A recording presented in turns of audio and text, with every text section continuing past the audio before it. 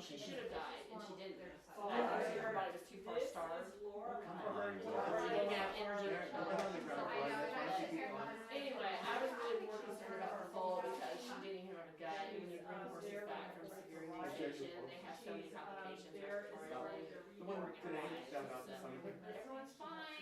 I saw, yeah, Fighting I saw forever, this Mom. morning. When you go and do that, and you actually go out and see the places, you know, you see other horses that need to be rescued, and you're like, you guys have a business, I want to know a horse. The next What were you guys generation, thinking? she wants to, You know, Did you so. tell them that? Yeah, I spent a lot of, I spent. It's not exclusive. So I don't know. I lived in Carmel. Oh, nice. Yeah, I grew up down there for like 4 years. I lived in Carmel Valley. How do you have? Okay, so I live in Corrales Valley as well. Oh. We actually, our neighbors back in the day were the Workdown Farm. Oh, yeah. And we It's had- right there on Carmel Valley. Carmel Valley Road, Oh, yeah. that's the pharmaceutical company. We're all networking now. This is, Ultimately, I would like to Oh, they bring, do? Okay. I've dealt with a lot of severely mentally ill children. And she had her The problem it's is, one of the reasons I yeah, was for me. anyway, I sent a few to Utah, which is where she's from. Oh, Because they do an equine program through some of these treatment centers. yes. And they Sure, try that's to, what you you know, do. so So, much to go into the. any opportunity here? Like the Okay. Knowles program. Yeah. Yeah. I'd like to bring that here because we have an awful system here. As far as treatment centers, we had Desert Hills that closed on Sequoia Road. I don't know if you know.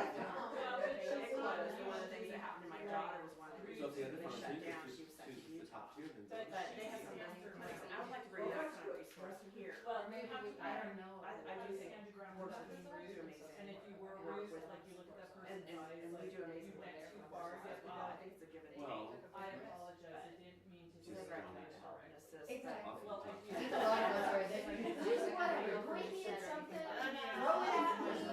If you're running, if you're beating around the How old bush. is your child now? Sometimes it comes out after you start. Okay.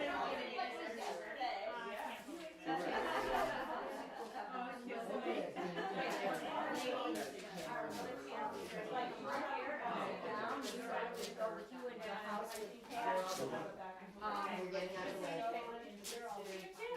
Yeah, still on. Is that mic on? Yes. Future executive director opinion. I can't do anything but tell you. Okay, all right. So, she. It's not live on Facebook, is it? Oh, I hope not. What? It's like everywhere. Oh my God. Okay, I'm sorry. Oh my God. Huh? I can't say hi. Okay, ladies, okay, come on up here. Come in. Come on. You gotta go. I'm out. I'm from Okay, you're gonna monitor? Why don't you do that? Hi, you want me to moderate? You can, why don't you do that since? But I think they can moderate Not each the other. TV stuff. I think they can moderate each other. Lorelei, I sucked up 3 chairs when I was up there, so don't feel like you have to sit on one chair, it's small. I sucked up 3 of them. Oh, come on, ladies, I have to go get the movies going. Okay, You good? are we live? Stop that. When it goes quiet, that you guys introduce yourselves and what we do. Are we live yet? We are live.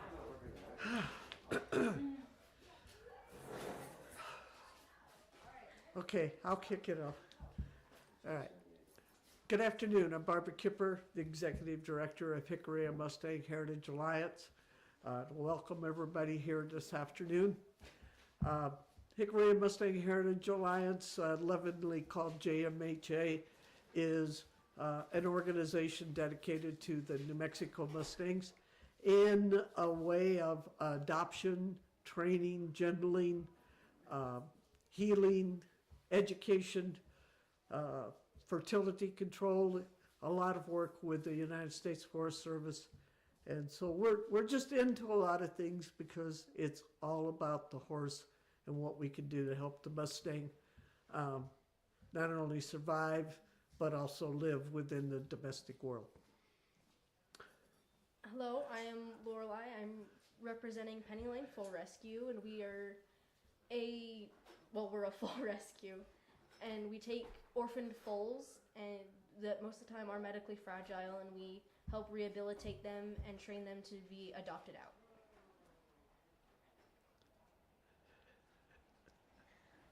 It's okay. What's your role at Penny Lane Foal Rescue? Like, what do you do? Because you're 14 now?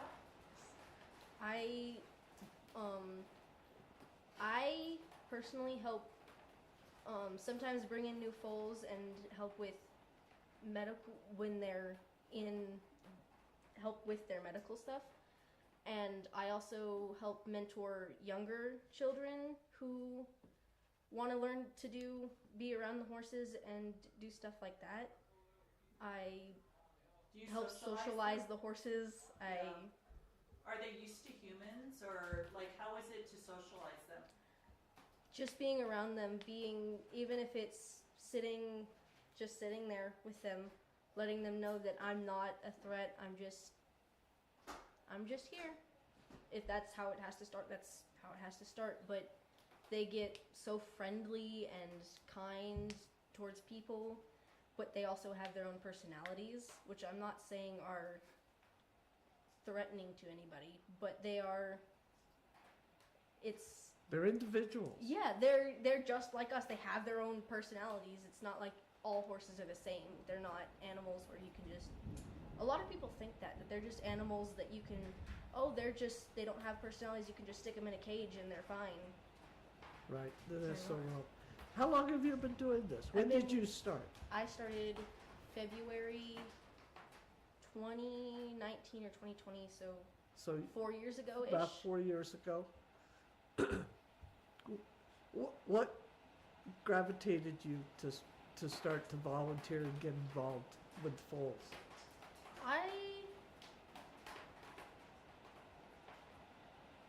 That's a little bit of a hard question for me because I don't know, something in me just gravitated towards them. Like, I want to learn more about this. I want to help.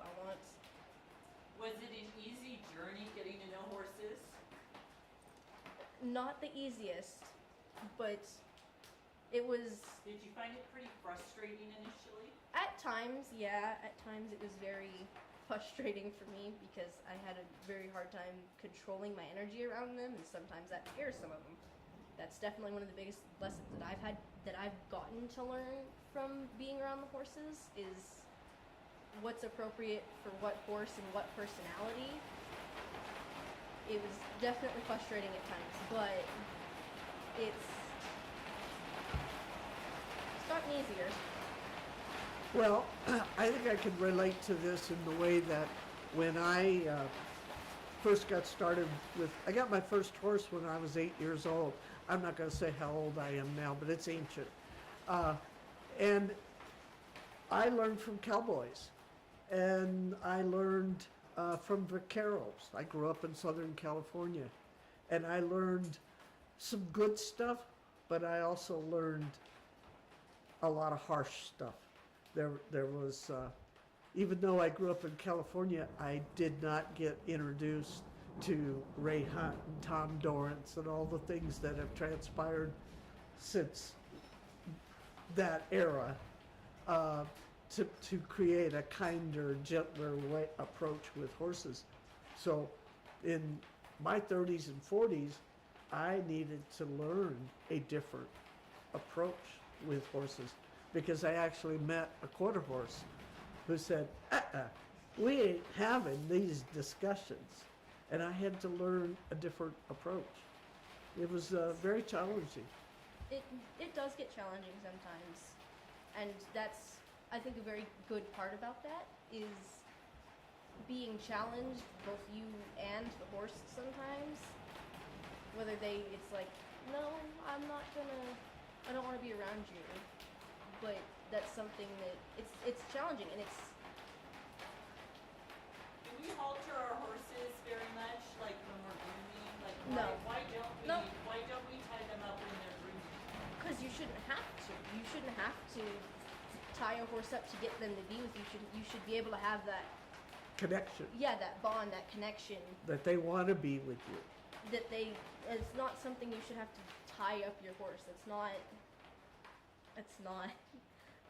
a good way to do it. If you have that connection with them, if you have that bond with them, they'll stay with you. And you shouldn't need that rope, that halter, or that rope, or anything like that. They should just want to be with you. As a young person, what have you personally gained that affected you? Not just in the horse skills, but what have you gained from volunteering and learning about horses? I've learned definitely how to control my energy around people, not just horses. I've learned patience. That was a big one for me. What else? I asked this as I look to develop programs to help troubled youth, or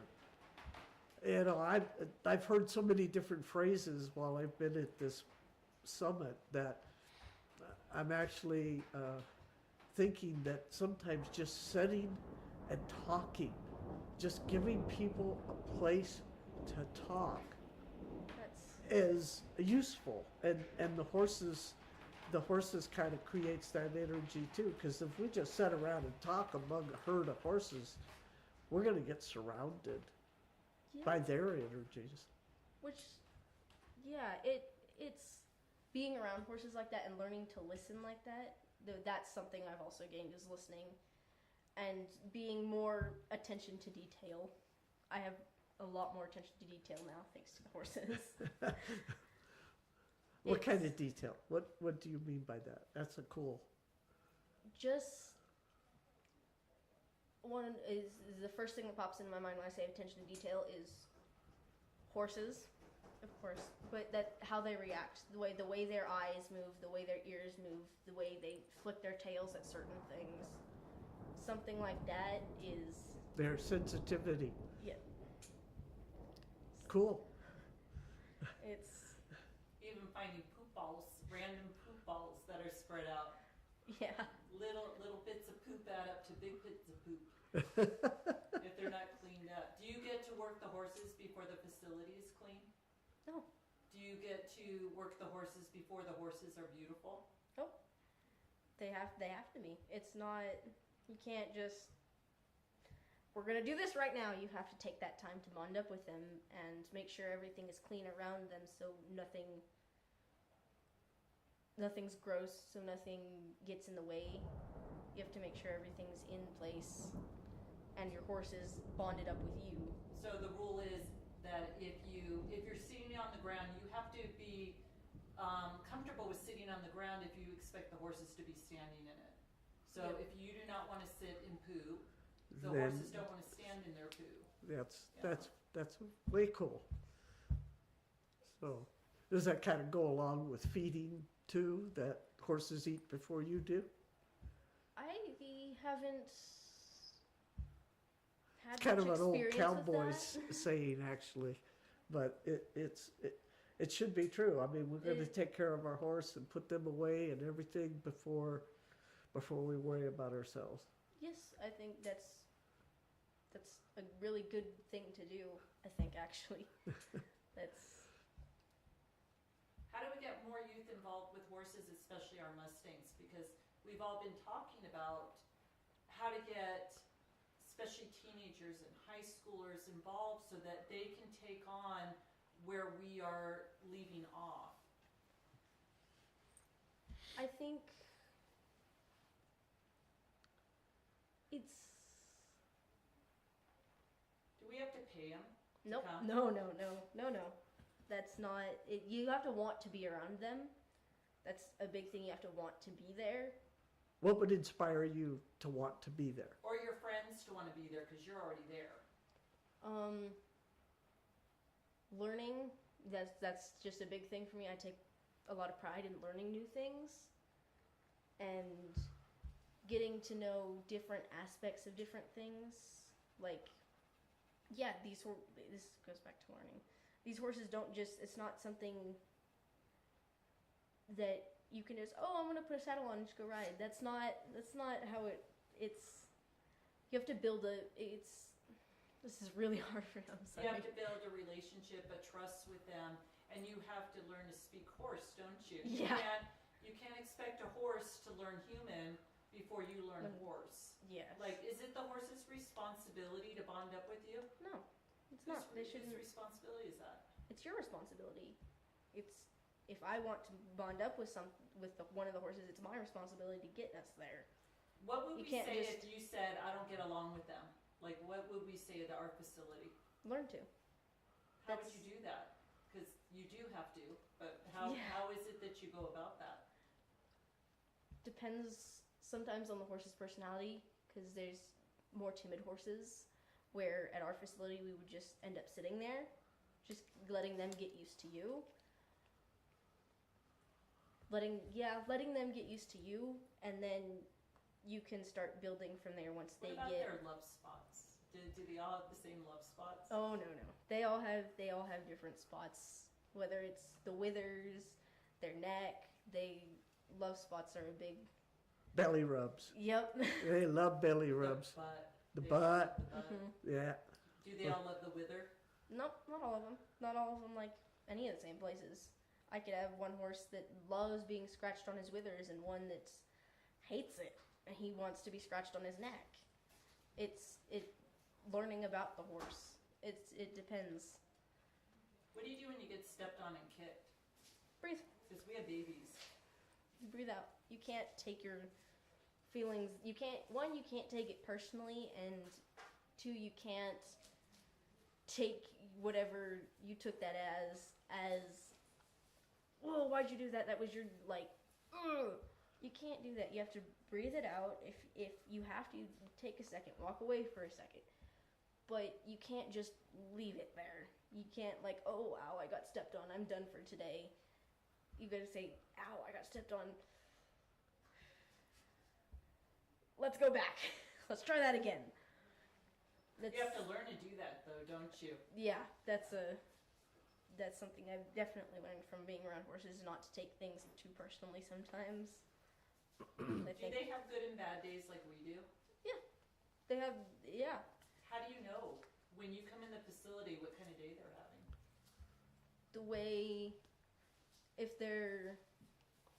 It's almost the way they greet you or the way they're standing. You Yep. don't have to be around them, but the way it's much more obvious It than might others. be the speed of the walk. Yep, It might be the way they look at you or don't look at you. might be the way how long they wait before they come and see you. That's right. It's What about, when you're greeting them, how do you know that they're off that day? Again, it depends on the horse's personality, but usually some horses usually when some of the horses are happy, they'll come up and they'll be like, "Oh, hi, how are you? Da, da, da, da, da. Come scratch me." And others, if they're having more of a bad day, some of them will be like, "I'm just gonna stand here and you can come to me." You come to me. What do you love about Mustangs? Because you're around them all the time. They're very interesting creatures to me. Their personalities are interesting. They're just about everything. Every bit of them are interesting to me. I just like learning about them. Are they your favorite now? Yeah. Yes, they are. Now you'll never get a domestic, will you? No. A true convert. We did. We convert them all. Well, it's easy to be converted to the Mustang because they're just absolute loves, I think.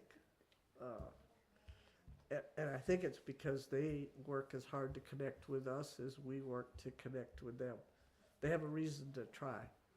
Now, Barb pulls them, well, she doesn't actually pull them. Sorry, I take that back. Barb works with the Mustangs out of Carson National Forest. How are your Mustangs different than the Mustangs that we work with? Because yours have different, yours are different. number one, they are all ages. I mean, as gathering, you have the opportunity to pull in a mare that's going to have a foal the next day. Sad. You have mares and foals. You have 20-year-old stallions or 20-year-old mares. So you've got all the ages, and you've got a wildness factor that is buried in all of that. And so I think one of the things that really, when you meet the horses in holding, when you go up there, you can see horses that will stand quietly and stare at you. You will see horses that will run so frantically they'll literally try to kill themselves, hitting a panel or jumping into their water buckets. I mean, they're frantic. That flight mode is so aggressive versus the ones who will stand. And that stand doesn't mean that they're calm. It just means they're scared to death in a different way. And they're internalizing all of that fear. We see it. Yep. When they go in the freeze response, and sometimes they'll even faint. Just, We've had the babies faint on us, especially when we're doing wound care with them. They'll just pass out on us, which is a good opportunity to do wound care, but fantastic. Yeah, I think it's a really good point, because we see the horses that, they'll go in the chute and you can just touch them. And, so many people think, oh, wow, that's great. Well, that's not really great. That just means that horse is so shut down. They are so afraid that they just think if they don't move, they'll live. She's seen it when they zone out and their eyes look crystallized. They stare and they're out of their body at the moment. So what do you do when that happens? Because you've seen it in training.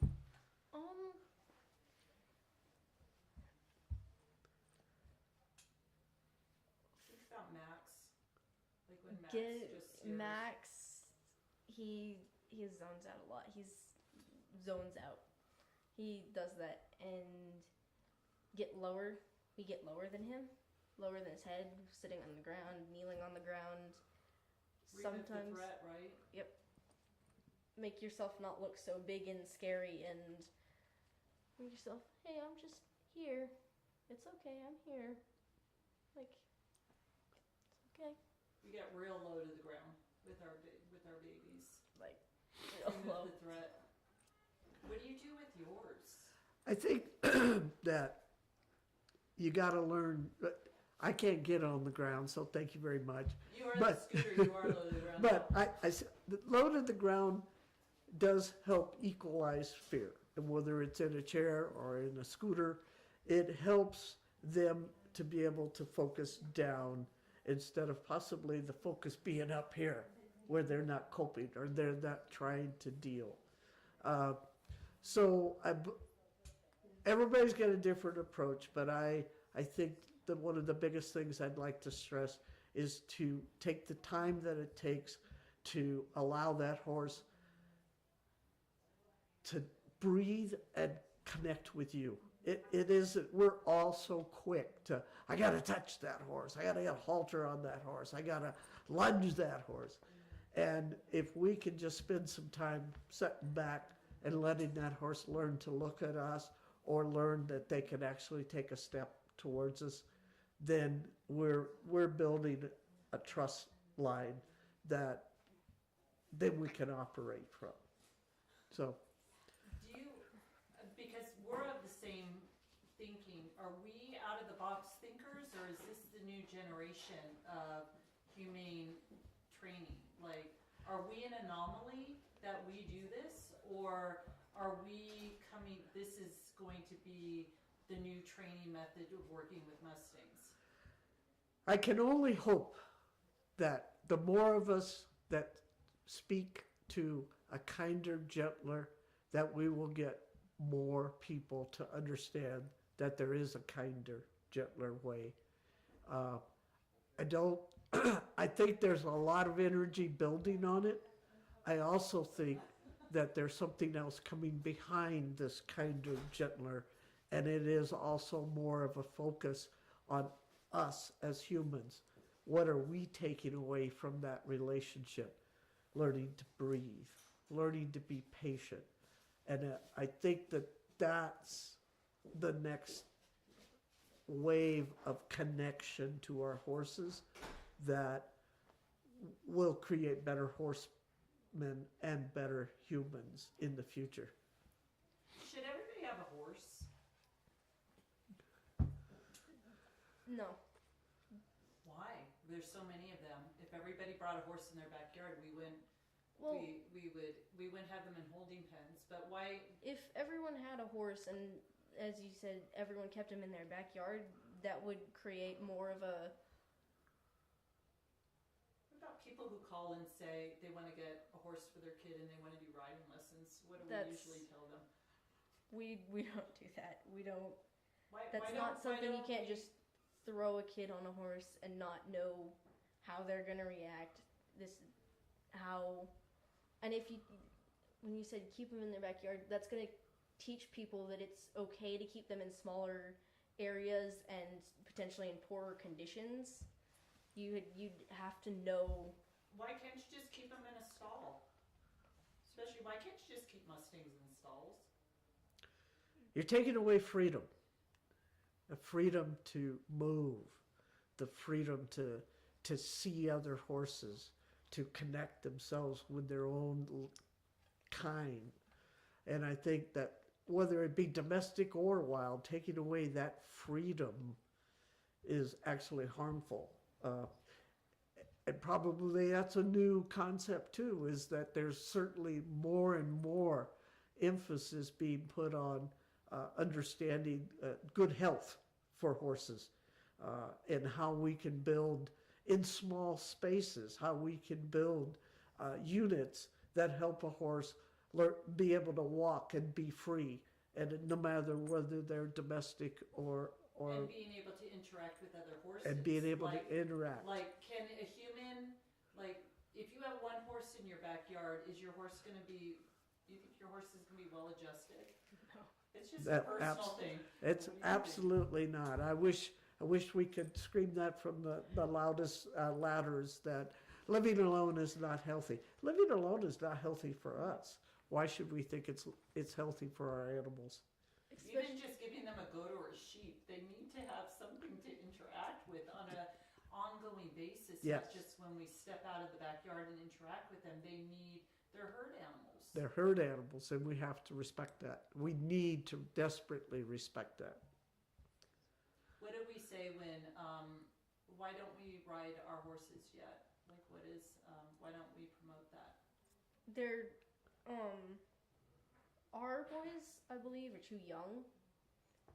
Because it takes time for them to grow and get, it's like if you put a 3-year-old on a ton of steroids, and then you wait till they're like 30, they're not going to be in good condition. It's the same with horses. Like, if you start riding a horse when he's 1, it's not, by the time they're older, they're not gonna be in a good condition.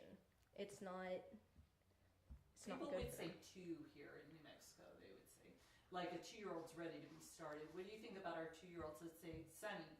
You get on Sunny now. What do you think about, like, Sunny being ridden? I don't think Sonny would have that for a second. He'd be like, "What is going on? Wait, what?" He doesn't really have the mental He doesn't- maturity to handle that, right? Yes. Yeah. So I think that what we're talking about is also another important thing about horse ownership, and we continue to press that these horses need time to grow up mentally and physically. Their bones need to get strong. There needs to be proper fusion in their bones, and the show world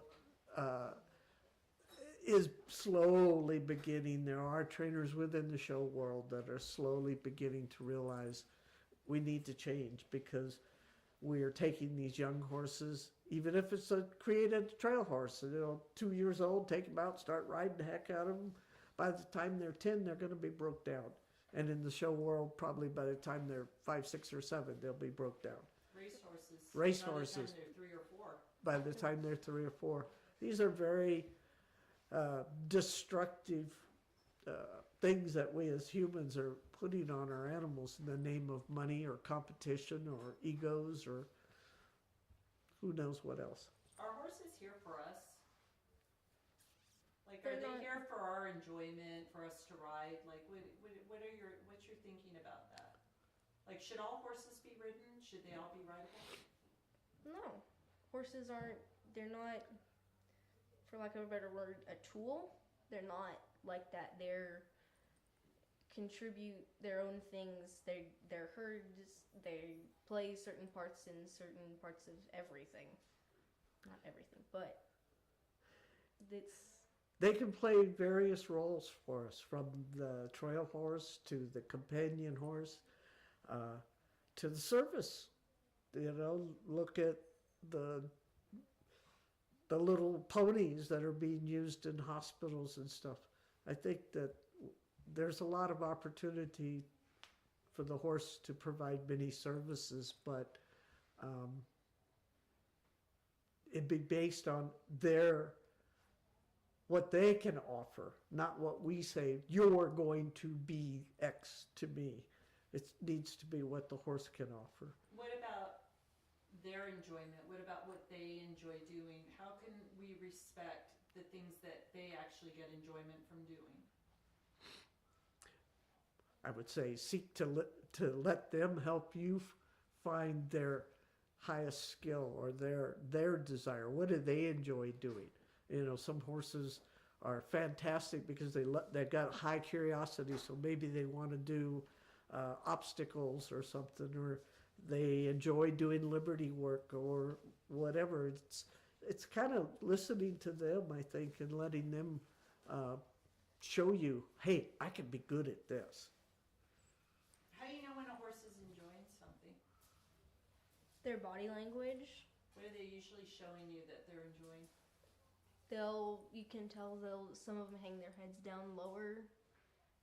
Some of them kick the back of their foot up on their back legs. What do we always look for? Their penis dropped. With the Mustangs, you know they're relaxed. We always look for that in training. Oh, that's too funny. That's true. That's true. What do you want to, like, considering today is the last day of this Mustang Summit for the year, like, what would you like to convey to your audience? And especially, like, what do you want to accomplish up with the Jicarilla? I believe that the biggest thing we need to accomplish with the Jicarilla horses is to ensure they're there for future generations, that they're always going to be there. After all, they are a protected herd. I think that education becomes so important that we can create better horsemen and that we can find more youth to come and be the horsemen of the future, the people who are going to make the decisions of the future for the land, for the horses.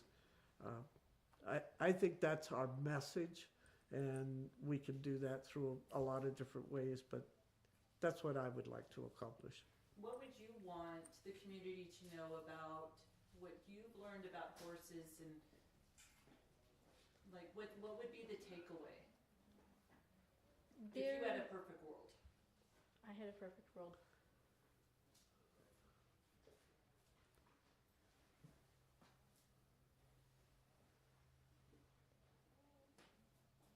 Horses are not there specifically just for you.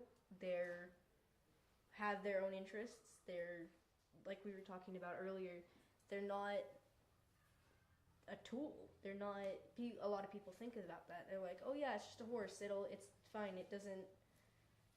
It's just a horse, and it's not. And people don't think about that as much as I personally would like them to. It's like,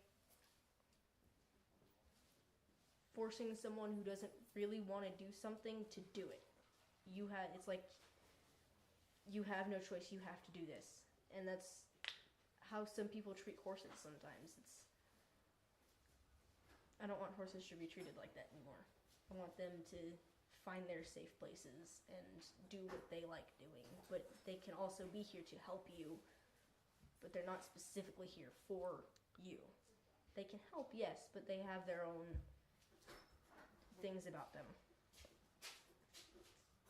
So, People make mistakes. Trying to train a horse too fast, you're gonna end up having to backtrack, aren't you? Yep. It's better to just take the time and train them how they can than get it all done super quick and then realize this is an issue and then have to go way back and start over again. Like a willing partner throughout the process, even if it takes longer to get there. Yes.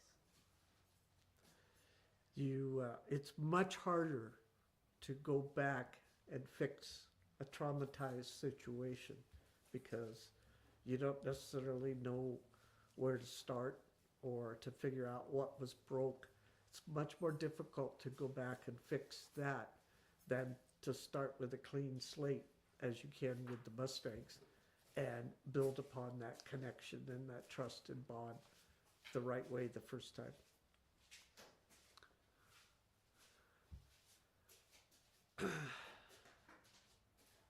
Do we have anything more?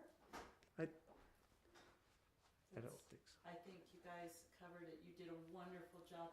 Can you say who you are again, Barb? Because I started filming after you introduced yourself.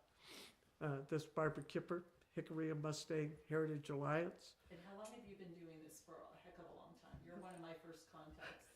Since 2012, we have been helping Mustangs find better homes, make the transition to domestic life, and that's out of the Carson National yeah, Forest. all right? out of the Carson National Forest. We've remained very dedicated to the New Mexico Mustangs.